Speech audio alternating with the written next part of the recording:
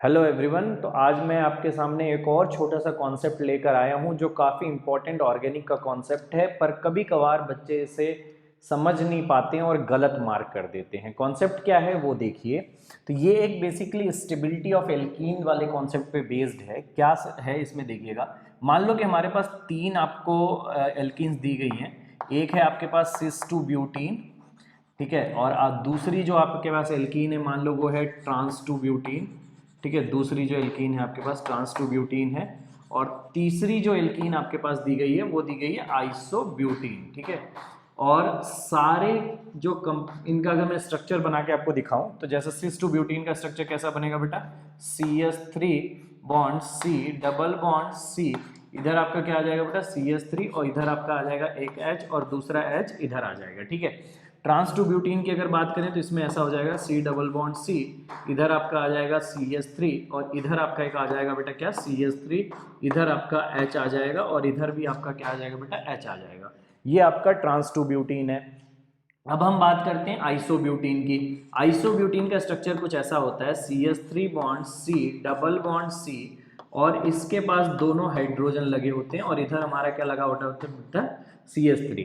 ये ना ही सिस है ना ही ट्रांस है, क्योंकि इसमें जो दोनों अलग अलग जो कार्बन्स होते हैं उनके अबाउट में सिमिलर टाइप के ग्रुप होने चाहिए, पर ऐसा नहीं है। इसमें दोनों ग्रुप जो हैं सिमिलर जो हैं वो एक ही कार्बन पे लगे हुए हैं, ठीक है।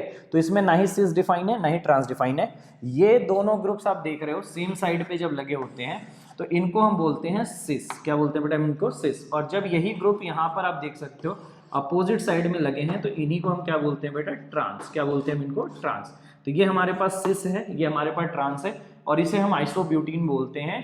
ये जो नॉमेनक्लेचर आपके सामने रखा गया है ये आईयूपीएसी नॉमेनक्लेचर नहीं है, ठीक है। ये जनरल नॉमेनक्लेचर सिस्टम है, ठीक है। ये दोनों आईयूपीएसी भी है, लेकिन बाकी जो आपको दिया जाएगा सवाल तो इसको सिस टू ब्यूटीन ना लिखे खाली सिस ब्यूटीन लिखा हुआ आपको कई बार मिलेगा, ये ट्रांस ब्यूटीन लिखा हुआ मिलेगा और ये आइसोब्यूटीन लिखा हुआ मिलेगा। अब सवाल ये है कि ये जो कंपोनेंट हैं इनमें तीनों में अगर आपसे स्टेबिलिटी पूछा जाए कि बताओ कौन सी एल्कीन ज्यादा स्टेबल होगी और कौन सी एल्कीन कम स्टेबल होगी, ठीक है। तो इन दोनों में डिटरमाइन करना थोड़ा आसान है। इन दोनों में अगर हम बात करें सिस और ट्रांस के अंदर डिटरमाइन करना तो थोड़ा आसान है। कैसे आसान है जरा समझना, ठीक है। यहाँ पर ये दोनों सिमिलर ग्रुप हैं, यहाँ पर ये दोनों क्या बेटा? सिमिलर ग्रुप हैं, और यहाँ पर जो दोनों बल्कियर ग्रुप हैं जो सिमिलर हैं वो ज्यादा डिस्टेंस पे लगे हुए हैं, ठीक है। जैसे यहाँ पर अगर आप डिस्टेंस देखोगे, मान लो इसको L1 कह देता हूँ और इसको मैं L2 कह देता हूँ, तो इन दोनों ज्योमेट्री से क्लियर है कि L2 जो होगा वो L1 से क्या होगा बेटा? ज्यादा होगा। तो ज्यादा लेंथ पर होने से जब डिस्टेंस बढ़ जाती है तो जो सिमिलर ग्रुप है उनके बीच का रिपल्सन क्या हो जाता है बेटा? कम हो जाता है। रिपल्सन क्या हो जाता है? कम हो जाता है, ठीक है। तो यहाँ पर लेंथ चूंकि इसमें ज्यादा है तो यहाँ पर जो रिपल्सन बिटवीन ग्रुप्स होगा, जो क्या हो रहा होगा बेटा? रिपल्सन बिटवीन ग्रुप्स हो रहा होगा वो कम हो रहा होगा, ठीक है। रिपल्सन बिटवीन क्या हो रहा होगा बेटा? ग्रुप्स जो हो रहा होगा वो क्या हो रहा होगा? कम हो रहा होगा। इस वाले और इस वाले केस में मैं कंपेयर कर रहा हूं, इसमें अभी हम कंपैरिजन नहीं कर रहे हैं, ठीक है। तो जनरली एल्कीन को देखने का स्टेबिलिटी का जो तरीका होता है वो अल्फा हाइड्रोजन से देखते हैं, पर यहाँ पर अल्फा हाइड्रोजन में प्रॉब्लम है। प्रॉब्लम क्या है कि इसके अंदर भी 6 अल्फा हाइड्रोजन है, इसके अंदर भी अगर आप देखोगे 6 अल्फा हाइड्रोजन है, और इसके अंदर भी क्या है बेटा? 6 अल्फा हाइड्रोजन है। इसलिए हम किसी दूसरे कॉन्सेप्ट की तरफ जा रहे हैं क्योंकि अल्फा हाइड्रोजन से डिसाइड करना थोड़ा मुश्किल हो रहा है, ठीक है। अब इन दोनों में जो है वो हम रिपल्सन से डिसाइड करते हैं, ठीक है। यहाँ पर दोनों जो बल्कियर ग्रुप है वो ज्यादा डिस्टेंस पर हैं, इस वजह से रिपल्सन उन दोनों में कम लग रहा होगा, जबकि यहां पर क्या होगा बेटा? ज्यादा रिपल्सन होगा ग्रुप्स के बीच में। ग्रुप्स के बीच में क्या होगा बेटा? यहां पर ज्यादा रिपल्सन होगा, ठीक है। इसी वजह से हम ये देखते हैं कि जो हमारा ट्रांस वाली एल्कीन होती है वो सिस वालों के मुकाबले थोड़ा ज्यादा स्टेबल होती है। ट्रांस वाली जो होती है वो सिस वालों के मुकाबले क्या होती है बेटा? थोड़ा ज्यादा स्टेबल होती है। लेकिन ये तो सिस और ट्रांस में हो गया। अब ये आइसोब्यूटीन का कैसे डिटरमाइन करेंगे कि ये इन दोनों से ज्यादा स्टेबल है या कम स्टेबल है या कहीं बीच में लाई करता है, ठीक है। तो आइसोब्यूटीन को डिसाइड करने के लिए हमें इसके हाइपर कॉन्जुगेटिव स्ट्रक्चर की सहारा लेनी पड़ती है, ठीक है। तो अब हम इन सब का हाइपर कॉन्जुगेटिव स्ट्रक्चर में बनाऊंगा और फिर हम कंपैरिजन करेंगे कि इनमें से कौन सा स्टेबल है कौन सा स्टेबल नहीं है। तो चलो अब इसके हाइपर कॉन्जुगेटिव स्ट्रक्चर पे आ जाते हैं। तो देखो, अगर मैं सिस टू ब्यूटीन जो है यानी C डबल बॉन्ड C, यहां पर हमारे पास एक CH3 लगा हुआ है, यहां पर H है, और एक हमारा CH3 यहाँ पे लगा हुआ है, दूसरा H यहाँ पर है। ये जो एल्कीन हमें नजर आ रही है ये सिस है। इसी तरह से एक ट्रांस भी बनाई जा सकती है जिसमें यहाँ पर हमारा CH3 हो और यहाँ पर भी क्या हो बेटा हमारा CH3 हो, इधर हमारा H और इधर हमारा क्या हो H हो। ये हमारा ट्रांस वाली हो गई, ठीक है। इसी तरीके से हम आइसो को भी बना सकते हैं, जो C डबल बॉन्ड C, इधर हमारा H आ जाए, इधर हमारा H आ जाए, इधर हमारा आ जाए CH3, ठीक है। अब ध्यान से देखना बेटा, इन सब का मैं हाइपर कॉन्जुगेटिव स्ट्रक्चर बनाऊंगा और जो हाइपर कॉन्जुगेशन होता है वो एक सिग्मा बॉन्ड रेजोनेंस होता है।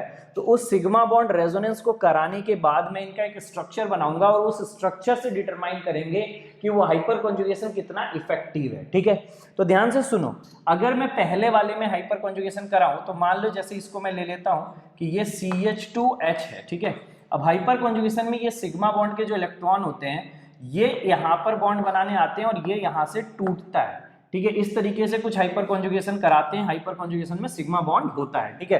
ये इस रेजोनेंस को, क्योंकि सिग्मा बॉन्ड के इलेक्ट्रॉन इन्वॉल्व है इसलिए इसको बोला जाता है सिग्मा बॉन्ड रेजोनेंस, ठीक है। और इसी सिग्मा बॉन्ड रेजोनेंस को दूसरे नाम से जाना जाता है जिसे हम क्या कहते हैं बेटा, हाइपर कॉन्जुगेशन। क्या कहते हैं बेटा हम, हाइपर कॉन्जुगेशन। तो चलो सिग्मा बॉन्ड रेजोनेंस कराते हैं और जैसे ही हमने इसमें सिग्मा बॉन्ड रेजोनेंस कराया तो देखो क्या स्ट्रक्चर बनकर आ गई, CC आ गया यहाँ पर क्या हो गया बेटा, डबल बॉन्ड बन गया CH2, ये हमारा H लगा हुआ है और इसके पास आ गया माइनस चार्ज, ठीक है। और इधर हमारा क्या लगा हुआ है बेटा, आप देख सकते हो CH3 लगा हुआ है और इधर हमारा क्या लगा हुआ है, H लगा हुआ है, ठीक है।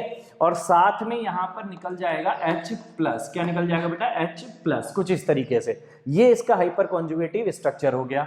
इसी तरीके से दूसरे वाले में भी अगर हम सिग्मा बॉन्ड रेजोनेंस कराएं, मान लो यहाँ पर CH2H है, ठीक है, वही चीज हो रही है। यहाँ वाला इलेक्ट्रॉन जो है वो यहाँ पे बॉन्ड बनाने आ रहा है, ये वाला इधर मूव कर रहा है, सिमिलर स्ट्रक्चर मिलेगी, बिल्कुल कॉपी स्ट्रक्चर मिलेगी, कोई डिफरेंस नहीं होगा। तो ये आ जाएगा CH2, यहाँ पर H, यहाँ पर माइनस साइन, यहाँ पर आ जाएगा CH3 और यहाँ पर आ जाएगा बेटा H, ठीक है। और साथ में क्या रिलीज होता हुआ मिल रहा होगा हमारे पास, यहाँ पर H प्लस निकल रहा होगा, ठीक है। तीसरे वाले का जो हाइपर कॉन्जुगेटिव स्ट्रक्चर है ये थोड़ा डिफरेंट आएगा। देखो क्या हो रहा होगा, मान लो हमारे पास यहाँ पे CH2 लगा हुआ है, यहाँ पर कहीं पे H है, ये अपने इलेक्ट्रॉन यहाँ पर दे रहा है बॉन्ड बनाने के लिए और ये नेगेटिव, ये इलेक्ट्रॉन टूटकर इधर आ रहे हैं, ठीक है। तो अगर इसमें सिग्मा बॉन्ड रेजोनेंस हुआ तो फिर क्या होगा, देखो जरा ध्यान से, यानी कि हाइपर कॉन्जुगेशन हुआ तो CH3 bond C double bond यहाँ पर आ जाएगा CH2, यहाँ पर डबल बॉन्ड आ जाएगा और ये वाला टूट के इधर चला जाएगा, तो यहाँ पर आ जाएगा C माइनस और ये आ जाएगा CH2, इस टाइप से आ जाएगा। और साथ में क्या रिलीज होगा बेटा, यहाँ पर भी H प्लस। अब ध्यान से मेरी बात सुनना, पहले वाले में अगर तुम देखोगे तो यहाँ पे 2 डिग्री कार्बन आयन बना है, ठीक है। दूसरे वाले में भी देखोगे तो यहाँ पे 2 डिग्री कार्बन आयन बना है, लेकिन इस वाले केस में 1 डिग्री कार्बन आयन बना है, हाँ कि ना। और 1 डिग्री कार्बन आयन जो होता है वो ज्यादा स्टेबल होता है 2 डिग्री के मुकाबले, ठीक है। तो 1 डिग्री कार्बन आयन जो होता है ये क्या होता है बेटा, मोर स्टेबल होता है। ये क्या होता है बेटा हमारा, more stable then 1 degree carbon ion, 1 degree carbon, sorry, more stable then 2 degree carbon ion.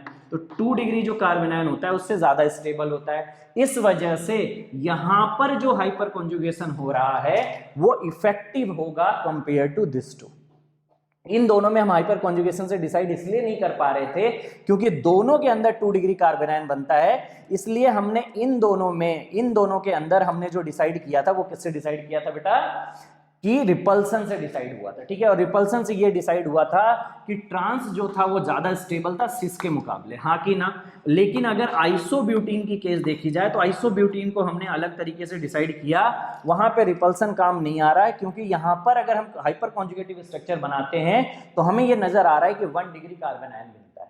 क्या बनता है बेटा, 1 डिग्री कार्बन आयन बनता है और 1 डिग्री कार्बन आयन जो होते हैं वो ज्यादा स्टेबल होते हैं, यानी इसका मतलब यहां पर इफेक्टिवली हाइपर कॉन्जुगेटिव स्ट्रक्चर मिलेंगे और इफेक्टिव हाइपर कॉन्जुगेशन होने की वजह से इसकी स्टेबिलिटी ज्यादा होगी। तो जो ऑर्डर ऑफ स्टेबिलिटी आएगा वो हमारे पास ये आएगा कि आइसो सबसे ज्यादा होगा, उसके बाद हमारे पास आएगा ट्रांस और सबसे लास्ट में क्या आएगा बेटा, सिस।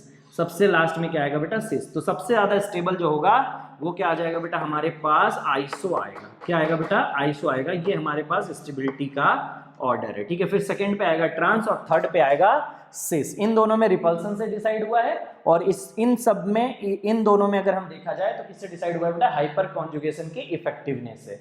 क्लियर है? इस वजह से आइसोब्यूटीन जो होता है वो इन तीनों ब्यूटीन में सबसे ज्यादा स्टेबल होता है। रीजन आपको समझ में आ गया होगा, उम्मीद है आपको ये कॉन्सेप्ट समझ में आ गया होगा। ऐसे ही और कॉन्सेप्ट और वीडियोस में लेके आता रहूंगा, ठीक है? तो आज के लिए बस इतना ही, दैट्स इनफ फॉर टुडे।